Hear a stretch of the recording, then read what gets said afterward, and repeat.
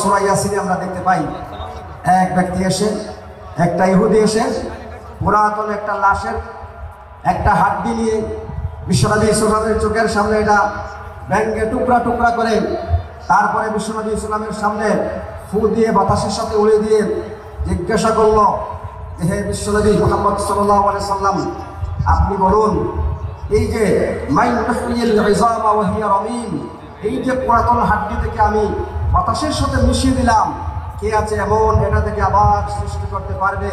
আল্লাহ রাব্বুল আলামিন সেখানে বিশ্বনবীকে জানিয়ে দিলেন, কুল ইউহদিহাল্লাযী আনশাআহা আউওয়ালা মাররা, নবী হে আপনি বলে দিন, আমার পক্ষ থেকে জানিয়ে দিন, তিনি সেই সত্তা তোমাদেরকে আবার পুনরুত্থিত করবেন যিনি সর্বপ্রথম তোমাদের কোনো অস্তিত্ব ছাড়া, তোমাদের কোনো নমুনা ছাড়া, কোনো ধরনের মডেল ছাড়া তিনি প্রথম সৃষ্টি করেছেন।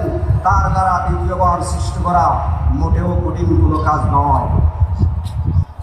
সূরা বনী ইসরাঈলের 50 নম্বর আয়াতে আল্লাহ রাব্বুল আলামিন এই সমস্ত কিছু কাফিররা বিশ্বনবী সাল্লাল্লাহু কাছে এসে কিয়ামত সম্পর্কে প্রশ্ন করেছে, পুনরুত্থান সম্পর্কে, মৃত্যুর পরে কবর থেকে ওঠা সম্পর্কে প্রশ্ন করেছে।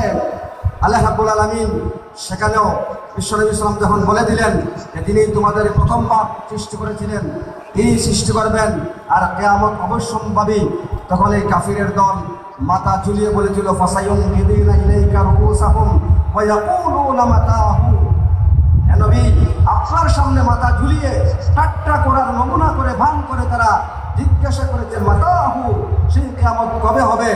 কুল আসা আন ইয়াকুনা করিবা, নবী আপনি বলে দেন হতে পারে সেই দিনটা খুবই নিকটে।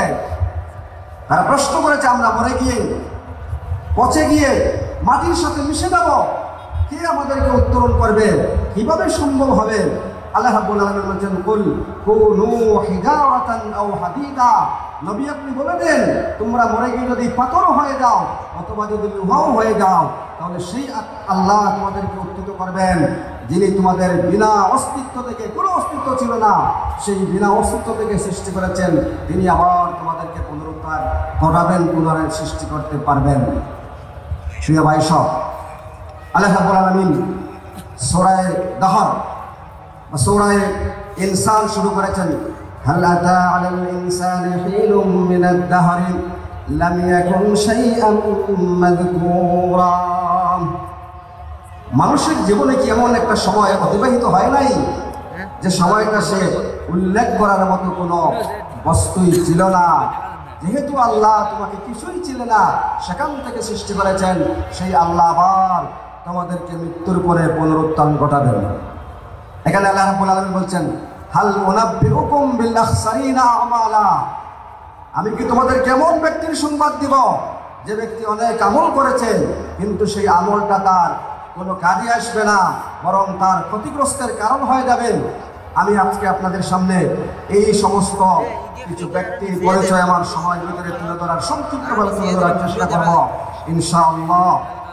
আল্লাহ রাব্বুল আলামিন নিজে কিছু পরিচয় দিয়েছেন, আল্লাযীনা দাল্লা সাইয়ুহুম ফিল হায়াতিদ দুনিয়া, এরকম কিছু মানুষ আছে দুনিয়া জীবনে ভ্রষ্ট প্রচেষ্টা চালায়, সে মনে করে ওহুম ইয়াহসাবুনা আন্নাহুম ইউহসিনুনা সুনআ, সে ধারণা করে কত ভালো কাজ করছে, কতই না পুণ্যের কাজ করছে, অথচ আল্লাহ বলছেন তার এই কাজটা কিয়ামতের দিন তার কোনো উপকারে আসবে না। এই মানুষগুলো কারা? বিশ্বনবী সাল্লাল্লাহু আলাইহি সাল্লামকে একজন ইহুদি নাজরান থেকে এসে প্রশ্ন করেছে, ইয়া রাসূলুল্লাহ আমার একটা প্রশ্নের যদি উত্তর দিতে পারেন তাহলে আমি আপনার ধর্ম গ্রহণ করব। আমার সাথে আমার ভাইকে নিয়ে এসেছি, আমার ভাই একটা প্রতিবাদ করেছে এখানে এসে, সে খ্রিস্টান ধর্মে অবলম্বন করেছিল, সে আপনার শহরে এসে প্রবেশ করার সাথে সাথে তার উটটি হুজুট খেয়ে পড়ে গিয়েছিল, আর সে একটা মন্তব্য করেছে যে মুহাম্মদের শহরে এসেই আমি ক্ষতিগ্রস্ত হয়ে গেলাম, মুহাম্মদের ধ্বংস হোক, আমি এখনো মুসলমান হই নাই। তার নাম ছিল আবু হারিস, তার ভাইয়ের নাম ছিল উরস। এই আবু হারিস বলছেন ইয়া রাসূলুল্লাহ আপনি আমাকে পরকালের উপকারে আসবে, পরকালে আমার কাজে আসবে, এইরকম দুইটা উদাহরণ দেন যে কাজগুলো করলে পরে আমি আমার পরকালে সফলতা অর্জন করতে পারবো আর আমার ভাইকে দিনের প্রতি উৎসাহ দিতে পারবো। আল্লাহ রাব্বুল আলামিন তখন তার হাবিবের মাধ্যমে দুইটা আয়াত, সেই আবু হারিস এবং ওরসের সামনে পেশ করিয়েছিলেন। সেই আয়াতটি হচ্ছে, প্রথম আয়াতটা হচ্ছে আল্লাহ রাব্বুল আলামিন সূরাতুল আলে ইমরানের এই একেবারে শুরুর দিকে 10 নম্বর আয়াতে আল্লাহ রাব্বুল আলামিন খুব সুন্দর করে বলছেন যে ইন্নাল্লাযীনা কাফারু লান তুগনি আনহুম আমওয়ালুহুম ওয়ালা আওলাদুহুম মিনাল্লাহি শাইআ ওয়া উলাইকা হুম ওয়াকুদুন নার কাদাবি আলি ফিরআউন ওয়াল্লাযীনা মিন ক্বাবলিহিম কাযযাবু বিআয়াতিনা ফাআখাযাহুমুল্লাহু বিযুনুবিহিম। আল্লাহ রাব্বুল আলামিন বলছেন, নিশ্চয়ই যারা কুফরি নীতি অবলম্বন করেছে তারা ইন্নাল্লাযীনা কাফারু লান তুগনি আনহুম আমওয়ালুহুম ওয়ালা আওলাদুহুম মিনাল্লাহি শাইআ, তারা তাদের দুনিয়ার জীবনে সন্তান সন্ততি আর সম্পদ আল্লাহর সামনে কোনো উপকারে আসবে না। এরকম 13টা পরিচয় দিয়েছেন আল্লাহ রাব্বুল আলামিন। তারপরে নবীর কাছে যে প্রশ্ন করেছিল সেই প্রশ্নের উত্তর আল্লাহ রাব্বুল আলামিন দিয়েছেন। তিনি এখানে বলেছেন, আউনাব্বিউকুম বিখাইরিম মিন যালিকুম লিল্লাযীনা ইত্তাকাউ ইনদা রাব্বিহিম লাহুম জান্নাতুন তাজরি মিন তাহতিহাল আনহার। হে নবী, আপনি বলুন, এই 13টা কাজ তোমরা করছো দুনিয়ার জীবনে প্রতিষ্ঠিত হওয়ার জন্য, আমি কি তোমাদেরকে এমন আমলের সুসংবাদ দিব এই দুনিয়ার জীবনে 13টি কাজের চাইতেও তোমাদের একটা আমল করলে পরে দুনিয়া এবং পরকালে তোমরা সফল কাম হয়ে যাবে। সুবহানাল্লাহ। সেই আমলটি ইমানের সাথে সাথে আল্লাহ রাব্বুল আলামিন বলেছেন, লিল্লাযীনা ইত্তাকাউ ইনদা রাব্বিহিম লাহুম জান্নাতুন তাজরি মিন তাহতিহাল আনহার। হাজিরিন ইকরাম, আমি 60টা কাজ চিহ্নিত করেছিলাম পরকালীন জীবনে মানুষ কাজে আসবে না এরকম। আমি এর মধ্যে থেকে 3টা আমলের কথা এখানে বলবো, যে আমলগুলো দুনিয়ার জীবনে মানুষ করছে কিন্তু পরকালে উপকারে আসবে না। আল্লাহ রাব্বুল আলামিন সূরা ফুরকানের 23 নম্বর আয়াতে খুব চমৎকারভাবে বলেছেন, ওয়াকাদিমনা ইলা মা আমিলু মিন আমালিন ফাজআলনাহু হাবাআন মানসুরা। আমি আল্লাহ রাব্বুল আলামিন কিয়ামতের দিন এমন কিছু মানুষের আমল আমি নেব, হাতে নিয়ে বাতাসের সাথে দুলার মতো মিশিয়ে দেব, আমি তাদের নেক আমলগুলো গ্রহণ করব না। হাজিরিন ইকরাম, যে সমস্ত আমলদার আমল করেছে কিন্তু পরকালে তার আমলটা কোনো উপকারে আসবে না। 1 নম্বর হচ্ছে পরিশুদ্ধ নিয়ত ব্যতীত যারা ভালো আমল করে, সেই নিয়ত পরিশুদ্ধ না হওয়ার কারণে তাদের এই আমল কোনো কাজে আসবে না। সহিহ আল বুখারী 3537 নম্বর হাদিসে আল্লাহ রাসূল সাল্লাল্লাহু আলাইহি ওয়াসাল্লাম লম্বা হাদিসের বর্ণনা করেছেন।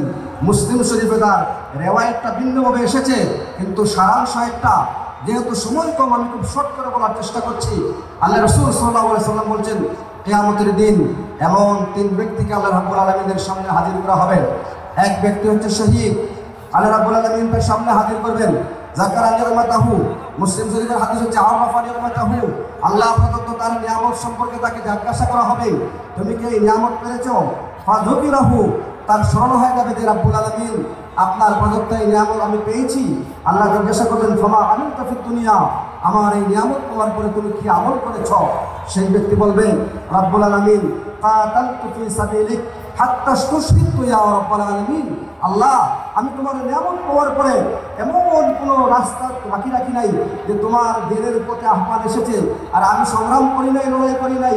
হাত্তা ইস্তুশহিদতু, শেষ পর্যন্ত আমি শাহাদাত বরণ করে শহীদ হিসাবে আপনার সামনে হাজির হয়েছি। আল্লাহ রাব্বুল আলামিন বলবেন, কাযাবতা, তুমি মিথ্যা বলছো। আল্লাহ যদি বলেন কাযাবতা, দুনিয়ার কোনো শক্তি দিয়ে তো প্রমাণ করা লাগবে না, যাবেও না। তবে আল্লাহ নিজে দেখে দিবেন, তুমি আমার রাস্তায় জিহাদ করেছিলা, যুদ্ধ করেছিলা, লিউকাল লাকা, তোমাকে যেন দুনিয়ায় বলা হয় বীর মুজাহিদ, বীর সাহসী যোদ্ধা। দুনিয়ায় তুমি বাহবা পাওয়ার জন্য আমার রাস্তায় সংগ্রাম করেছিলে, লড়াই করেছিলে, আমার কাছে আর তোমার কোনো প্রতিদান নেই। ফেরেশতা থেকে ঠিক নির্দেশ দেওয়া হবে যে তাকে ফাসওয়াবা ফিন্নার, ফেরেশতারা তাকে উপুল করে, হাত্তা উলকিয়া ফিন্নার, তাকে উপুল করে জাহান্নামে ফেলে দিবেন। নাউযুবিল্লাহ। দ্বিতীয় ব্যক্তি কোরআনওয়ালা, বুখারী শরীফের মধ্যে এসেছে, যাকে আল্লাহ রাব্বুল আলামিন ইলমে ওয়াহীর জ্ঞান দিয়েছিলেন, কোরআনের জ্ঞান দিয়েছিলেন। মুসলিম শরীফে এসেছে, কারি শব্দটা এসেছে কোরআনওয়ালা, কিরাত তেলাওয়াতকারী, মুহাদ্দিস, মুফতি, বড় বড় মুহাদ্দিস। তাকে আল্লাহ রাব্বুল আলামিন সেখানে হাজির করবেন। সেই ব্যক্তিকে আল্লাহ রাব্বুল আলামিন তার নিয়ামত স্মরণ করে দিয়ে তাকে জাহান্নামে ফেলে দেওয়া হবে। তৃতীয় ব্যক্তি হচ্ছে সদকাকারী, দানকারী। এমন কোনো রাস্তা নেই যে রাস্তায় সদকা করা হয় নাই, তাকে আল্লাহ রাব্বুল আলামিন জাহান্নামে ফেলে দেওয়া হবে। আমি শুধু নাম্বারগুলো বলি। কিয়ামতের দিন কেমন মানুষগুলো জাহান্নামে যাবে। 2 নম্বর ব্যক্তি হচ্ছে আল ইশরাকু বিল্লাহ, আশ-শিরকু বিল্লাহ। কোরআনে কারীমের 10তম সূরা সূরা ইউনূসের 18 নম্বর আয়াতে আল্লাহ রাব্বুল আলামিন বলছেন, ইন্নাল্লাযীনা ইয়া'বুদুনা মিন দুনিল্লাহ, যারা আল্লাহকে ব্যতীত অন্য কারো ইবাদত করে তাদেরকে যদি জিজ্ঞাসা করা হয় তোমরা কেন ইবাদত করছো, তারা বলে মা না'বুদুহুম ইল্লা লিয়ুকাররিবুনা ইলাল্লাহি যুলফা, আমরা এদের ইবাদত এমনি এমনি করি না, এরা আল্লাহর কাছাকাছি আমাদেরকে নিয়ে যাবে। সূরা জুমারের 3 নম্বর আয়াতে আল্লাহ বলছেন, এই সমস্ত দুনিয়ার মুসলমান দাবিদার কিন্তু যারা ইবাদতের সাথে শিরিক করে তাদের উদাহরণ ওই সমস্ত মুশরিকদের মতো যারা বলে যে আমরা লাত, উজ্জা, মানাত এদের ইবাদত করি, শুধুমাত্র হাউলাই শুফাআউনা ইনদাল্লাহ, তারা শুধুমাত্র আল্লাহর কাছে আমাদের জন্য সুপারিশ করবে। এরপরে যারা ক্ষতিগ্রস্ত আমল নিয়ে আসবে, পরনিন্দাকারী, গীবতকারী, হিংসু, যাদের কলবের মধ্যে রাম পড়ে গেছে, মরিচিকা পড়ে গেছে, এমন কিছু মানুষ আসবে যারা অন্তরের মধ্যে নিফাকি নীতি, মুনাফিকি নীতি অবলম্বন করেছে। এমন কিছু মানুষ আসবে যারা দুনিয়ার মানুষকে দেখানোর জন্য আমল করে। এইরকম কমপক্ষে 60 শ্রেণীর মানুষ আছে যারা কিয়ামতের দিন আমল করে যাবে কিন্তু কোনো উপকারে আসবে না। শেষ একটা হাদিস বলে আমার আলোচনা শেষ করছি। হাদিসটি মুসলিম শরীফের মধ্যে এসেছে। আল্লাহ রাসূল সাল্লাল্লাহু আলাইহি ওয়াসাল্লাম বলেছেন, আতাদরুনা মান মুফলিসুনা ফীকুম ইয়াউমাল কিয়ামা, ও সাহাবীরা তোমরা জানো কিয়ামতের দিন তোমাদের মধ্যে সবচেয়ে নিঃস্ব, অসহায়, সবচেয়ে গরীব কে হবে? সাহাবীগণ তাদের জানার মধ্যে বললেন, মাল্লা দিনার লাহু ওয়ালা দিরহামা, ইয়া রাসূলুল্লাহ, যার টাকা পয়সা নাই, যার টাকা পয়সা নাই, দিনার নাই, ওয়ালা মাতা, যার সম্পদ নাই, সে হচ্ছে মুফলিস। আল্লাহ রাসূল বলেন, আল মুফলিসুনা মিনকুম ইয়াউমাল কিয়ামাতি ইয়াতি বিসালাতিন ওয়া সাদাকাতিন ওয়া সিয়ামিন ওয়া যাকাতিন, অনেক সদকার সওয়াব, যাকাতের সওয়াব, রমজানের রোজার সওয়াব এবং জিহাদের সওয়াব নিয়ে আসবেন। সুম্মা ইয়াতি কাদ কাযাবা হাদা ওয়া কাদ যারাবা হাদা ওয়া আকালা মালি হাদা ওয়া ইয়াসফুকু দামি হাদা। এক ব্যক্তি এসে বলল, এই ব্যক্তি আমাকে গালি দিয়েছিল, আরেকজন এসে বলবে আমাকে অকথ্যপাত করিয়েছিল, আরেকজন বলবে আমাকে অপবাদ দিয়েছিল, আরেকজন বলবে আমার সম্পদ লুণ্ঠন করে খেয়েছিল। আল্লাহ বলবেন তাকে তার পরিশোধ দিতে দাও। ওই ব্যক্তির নেক আমল থেকে ওই পাওনাদারের পরিশোধ দিতে থাকবে। ফাইন ফানিয়াত হাসানাতুহু, এক পর্যায়ে ওই নেক আমলদারের আমল শেষ হয়ে যাবে। ওয়া কাদায়া আলাইহিম মিন কাদায়াহুম ওয়া ইয়াকদি আলাইহিম মিন কাদায়াহুম, ওদের পাওনা বাকি থাকবে। আল্লাহ রাব্বুল আলামিন অর্ডার করবেন ওদের পাওনাগুলো, অপরাধগুলো তার উপর ঢেলে দাও। তারপরে সুম্মা তুরিহা ফিন নার, ওই ব্যক্তিকে জাহান্নামে দিয়ে দেওয়া হবে। সুতরাং আমল দিয়ে আর মানুষের হক নষ্ট করে, মানুষের সম্পদ বণ্টন করে, লুণ্ঠন করে, জুলুম করে কিয়ামতের দিন মাফ পাওয়া যাবে না। সুতরাং আসুন, আল্লাহ রাব্বুল আলামিন এখানে যেভাবে জানিয়ে দিয়েছেন যে হাল মুনাব্বিউকুম বিল আখসারিনা আমালা, আমি কি তোমাদেরকে এমন ব্যক্তির সন্ধান দিব যে আমল করতে কিন্তু ক্ষতিগ্রস্ত হবে। আল্লাহ যেন কিয়ামতের দিন আমাদের ছোট্টখাটো যে আমলগুলো করছি এগুলো যেন উপকারে আসে এবং আমরা দুনিয়ায় কোনো মানুষের হক নষ্ট করবো না, কোনো মানুষকে কষ্ট দেব না। আল্লাহ যেন আমাদেরকে আমল করার তৌফিক দান করেন। আমিন। হাদা মা ইনদি ওয়াল ইলমু ইনদাল্লাহ। আসসালামু আলাইকুম ওয়া রাহমাতুল্লাহি ওয়া বারাকাতুহু।